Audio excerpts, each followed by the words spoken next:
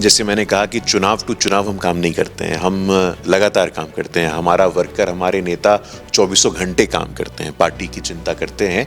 हमारी सभ्यता, हमारे संस्कृति की महत्वपूर्ण नींव को बचाने के लिए असम और बंगाल का चुनाव हमारे लिए बहुत ही महत्वपूर्ण है। कांग्रेस पार्टी की युवराज राहुल गांधी जी का जो वोट चोरी का पूरा अभियान या ढकोसला चला, बिहार के लोगोंने जवाब दे दिया है। आदिवासी समाज है, पहली बार देश के इतिहास में आदिवासी समाज की बेटी को संविधान के सर्वोच्च स्थान पे जाने का मौका मिला है। उन्होंने लाल किले के प्राचीर से देश को संबोधित करते हुए कहा था कि 1 लाख ऐसे युवाओं को राजनीति में लेकर के आना है जिनका कोई पॉलिटिकल कनेक्शन नहीं हो। पहली बार SC/ST मंत्रालय अलग करना, SC/ST कमीशंस को अलग करना, ये दिखाता है कि हमारी प्राथमिकता झारखंड है, हमारी प्राथमिकता झारखंड के लोग हैं। लगातार हम वो प्रतिक्रिया दिखा रहे हैं कि वर्ष 2025 कैसा रहा है राजनीतिक दलों के लिए, और हमारे साथ वो शख्स हैं जो राष्ट्रीय प्रवक्ता हैं गुरु प्रकाश पासवान जी। कितनी उपलब्धियां रही हैं अगर केंद्र के मद्देनजर देखा जाए, या झारखंड के मुद्दे पर भी बात करेंगे, लेकिन पहले तो केंद्र के लिए कैसा रहा है वर्ष 2025। सर, क्या कहेंगे, कितनी उपलब्धियां रही हैं या कितनी नाकामियां रही? नहीं, देखिए, कोई भी समय या कोई भी वर्ष निकलता है तो आदमी आत्मावलोकन करता है, पूरे साल की घटनाओं का विश्लेषण करता है। तो निश्चित रूप से अगर राजनीतिक रूप से आप देखिए तो पिछले साल के लोकसभा चुनाव में हमें जनादेश जो मिला, हमने उस पर बहुत काम किया, बहुत विचार किया। आप देखिए, साल की शुरुआत में दिल्ली में विधानसभा चुनाव हुए और भारतीय जनता पार्टी की बम्पर सरकार बनती है और एक महिला मुख्यमंत्री बनती है।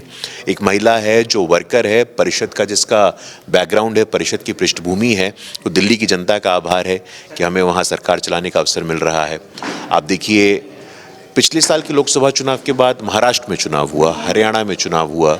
झारखंड को यदि आप छोड़ दें तो हर चुनाव में हमने बहुत ही एक प्रखर सफलता को प्राप्त किया है। विशेष तौर पे एक चुनाव जिसका मैं जिक्र करना चाहता हूं, जिसको आपने भी कवर किया था काफ़ी क्लोजली, बिहार का विधानसभा चुनाव। बिहार में जब भी चुनाव होता है तो पूरे देश की नहीं, पूरे दुनिया की नज़र उस पर होती है। और बिहार के चुनाव में इतना अभूतपूर्व मैंडेट मिलना, ये अपने आप में दिखाता है कि नरेंद्र मोदी जी के नेतृत्व और मार्गदर्शन में आज भी बिहार के लोगों के जनमानस की एक अटूट आस्था है, एक अनब्रेकेबल फेथ है, एक अनशेकेबल फेथ है, जिस आस्था को कोई भी ताकत ना तोड़ सकती है, ना कमजोर कर सकती है। देखा, 243 में 200 से अधिक सीटें, मतलब हमारे पार्टी के कार्यकर्ता, हमारे संगठन के जितने शीर्ष नेता हैं, हम लोगों ने बहुत मेहनत की, लेकिन एक अभूतपूर्व परिणाम है और एक दायित्व भी है, एक जिम्मेदारी भी है कि 243 में यदि इतना बड़ा मैंडेट हमें मिला है तो विकसित बिहार की नींव हम कैसे रखेंगे। हमने 20 वर्षों में जब हमें सेवा का मौका मिला, हमने अच्छा काम किया, लेकिन आने वाले जो 22 वर्ष में कहता हूं, जो विकसित भारत का संकल्प 2047 का है, उस विकसित भारत के संकल्प में विकसित बिहार एक प्रमुख नींव की ईंट बनने का काम कैसे करेगा, ये हमारी प्रमुख चिंता है। और आने वाले वर्षों में इस प्रखरता से हम इस संकल्प को पूरा करने का प्रयास करेंगे। बिल्कुल, तो ये तो हो गई उपलब्धियां कि बिहार चुनाव में बम्पर जीत हुई थी और उम्मीद से परे परिणाम कह सकते हैं कि वो आया था।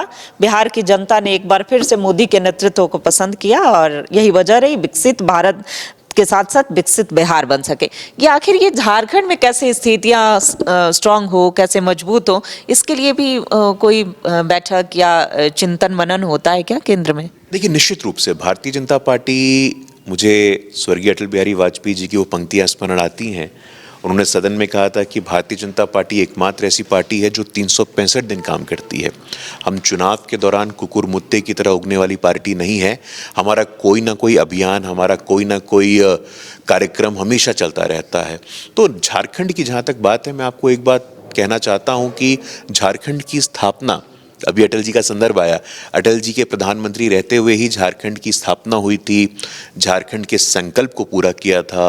यहाँ विशेष तौर पर मैं कहना चाहता हूँ, जो आदिवासी समाज है, पहली बार देश के इतिहास में आदिवासी समाज की बेटी को संविधान के सर्वोच्च स्थान पे जाने का मौका मिला है। जनजातीय गौरव दिवस की आप बात करिए तो भगवान बिरसा मुंडा के जीवन से उनके स्मरण में उनकी स्मृति को हम आज की पीढ़ी तक कैसे पहुंचाएं, उनके शिक्षा को, इसके लिए नरेंद्र मोदी जी लगातार चिंता करते रहते हैं। पहली बार SC/ST मंत्रालय अलग करना, SC/ST कमीशंस को अलग करना, ये दिखाता है कि हमारी प्राथमिकता झारखंड है, हमारी प्राथमिकता झारखंड के लोग हैं। और निश्चित रूप से आने वाले समय में हम अपने संगठन को झारखंड में सुदृढ़ कैसे करें। हमारा ऑर्गेनाइजेशनल नेटवर्क जो है, हमारे संगठन का नेटवर्क है, वैसे भी बहुत मजबूत है, लेकिन लगातार सरकार की नीतियों को हम कैसे लेकर के जाएं, संवेदनशीलता को कैसे बढ़ाएं, ये हमारा प्रयास रहेगा। बिल्कुल, चुनाव जीतना लक्ष्य नहीं होता है, जनता जनार्दन तक कैसे लाभ पहुंच सके, अंतिम व्यक्ति तक कैसे सेवा दे पाए, ये भी लक्ष्य होता है बीजेपी का। सर, आगामी दिनों में असम में चुनाव हैं, बंगाल में, पश्चिम बंगाल में चुनाव है, क्या तैयारी है, क्या संकल्प के साथ पार्टी कार्य कर रही है और कितनी उम्मीद है कि जीत होगी? देखिए, हम जैसे मैंने कहा कि चुनाव टू चुनाव हम काम नहीं करते हैं, हम लगातार काम करते हैं। हमारा वर्कर, हमारे नेता 24 घंटे काम करते हैं, पार्टी की चिंता करते हैं। असम और बंगाल की जहां तक बात है, मैं बताना चाहता हूं कि it is not just an election, ये मात्र चुनाव नहीं है, it is a fight to save our civilization. हमारी सभ्यता, हमारे संस्कृति की महत्वपूर्ण नींव को बचाने के लिए असम और बंगाल का चुनाव हमारे लिए बहुत ही महत्वपूर्ण है। आप कल्पना नहीं कर सकती कितना महत्वपूर्ण है। जो डेमोग्राफिक इम्बैलेंस की बात हो रही है, उस डेमोग्राफिक इम्बैलेंस से जो चुनौतियां उभरती हैं, जो घुसपैठियों की समस्या होती है, तो बहुत ही प्राथमिकता के साथ असम में और बंगाल में हमारे शीर्ष नेतृत्व, हमारा संगठन, हमारे कार्यकर्ता लगे हुए हैं। और इस बार हम लोग आश्वस्त हैं कि भारतीय जनता पार्टी पश्चिम बंगाल में इतिहास बनाने की ओर अग्रसर है। चलिए बात कर लेते हैं सर जीराम जी की। जो कांग्रेस आगामी जो नए वर्ष हैं 2026 में वो प्रोटेस्ट, पूरा देशव्यापी आंदोलन जो है चलेगा, ये जीराम जी कितनी बड़ी उपलब्धि मानती है बीजेपी? देखिए, आप कानूनी तौर पे यदि देखें तो 100 दिनों की गारंटी को 125 दिन करना, ये कैसे कोई व्यक्ति इसका विरोध कर सकता है, मुझे समझ में नहीं आता है। और महात्मा गांधी जी का सपना था कि हमारे जो गांव हैं वो आत्मनिर्भर कैसे बने, हमारा जो स्वदेशी का नेटवर्क है वो आत्मनिर्भर कैसे बने, ग्रामीण अर्थव्यवस्था को सुदृढ़ कैसे करें। तो जीराम जी के माध्यम से गांव में इंफ्रास्ट्रक्चर की बात हो, हमारी गांव की, अब जैसे पहले इस कानून के संशोधन के पहले जो ग्रामीण परिवेश की महिलाएं हैं उनके भागीदारी को सुनिश्चित करने का इतना पुख्ता इंतजाम नहीं था। हम सुनिश्चित करेंगे जीराम जी अधिनियम के माध्यम से कि गांव की महिलाओं को भी रोजगार मिले, गांव के वंचित वर्गों को भी रोजगार मिले। तो ये दृष्टि, अब कांग्रेस पार्टी विरोध करने के नाम पे विरोध करती है। कांग्रेस पार्टी की युवराज राहुल गांधी जी का जो वोट चोरी का पूरा अभियान या ढकोसला चला, बिहार के लोगों ने जवाब दे दिया है। बिहार के लोगों ने बहुत ही मजबूती से जवाब दिया है और कांग्रेस के ही लोग कह रहे हैं। कांग्रेस में ही अंदर खाने ये चर्चा चल रही है कि भाई ये मुद्दा हमें लेके नहीं चलना चाहिए। कांग्रेस पार्टी का वरिष्ठ नेता, पूर्व मुख्यमंत्री कह चुके हैं दिग्विजय सिंह जी कि भाई संगठन अगर हमें समझना है, सीखना है तो हमें संघ से सीखना होगा। तो कांग्रेस पार्टी के पास मौका है कि वो आत्ममंथन करे, आत्मावलोकन करे और उसके बाद कोई बात कहे। चलिए, कांग्रेस जो भी प्लान करती है वो फ्लॉप हो जाता है। जीराम जी वाले प्रोटेस्ट में देखने वाली बात होगी कि आगे क्या होता है। युवाओं के हाथ में कमान जा रही है बीजेपी की। नितिन नवीन की बात कर रहे हैं जो बतौर कार्यकारी अध्यक्ष हैं, लेकिन आने वाले दिनों में वो राष्ट्रीय अध्यक्ष हो सकते हैं। तो ऐसे में कितना लग रहा है कि अब युवा नेतृत्व पर भरोसा जताया जा रहा है, कितनी आगे लेकर के जाएंगे? देखिए, एक विषय जो मुझे लगता है कि आपको और आपके दर्शकों के ध्यान में होगा, प्रधानमंत्री जी ने लाल किले के प्राचीर से संकल्प लिया था। उन्होंने लाल किले के प्राचीर से देश को संबोधित करते हुए कहा था कि 1 लाख ऐसे युवाओं को राजनीति में लेकर के आना है जिनका कोई पॉलिटिकल कनेक्शन नहीं हो, और संकल्प को पूरा करने के दिशा में ये प्रयास है। और लाल किले के संकल्प का महत्व होता है। लाल किले से उन्होंने संकल्प लिया था स्वच्छ भारत का। तब जहां 32% शौचालय थे 2014 के पहले, आज हम ओपन डेफिकेशन फ्री हैं, खुले में शौच से हम मुक्त हो गए हैं।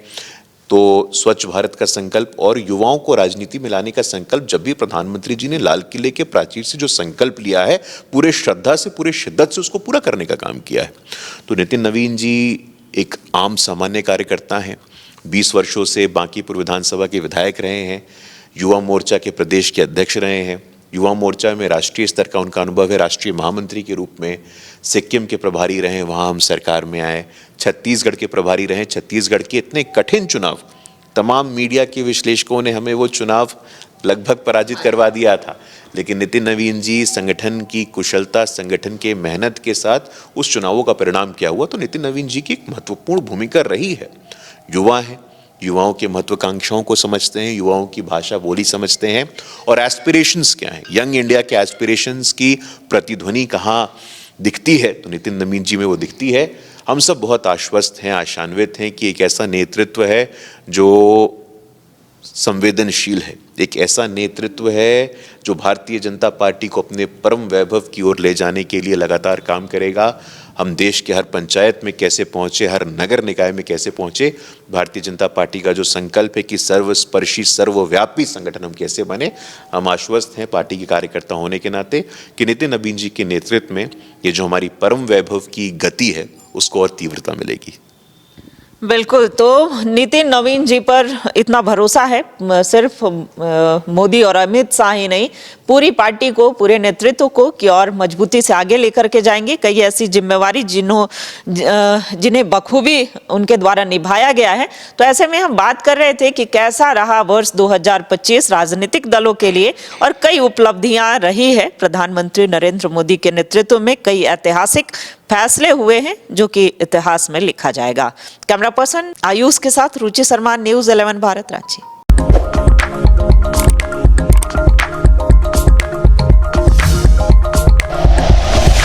Like and share videos, subscribe करें हमारा चैनल और प्रेस करें बेल आइकॉन। न्यूज़ 11 भारत, सच है तो दिखेगा।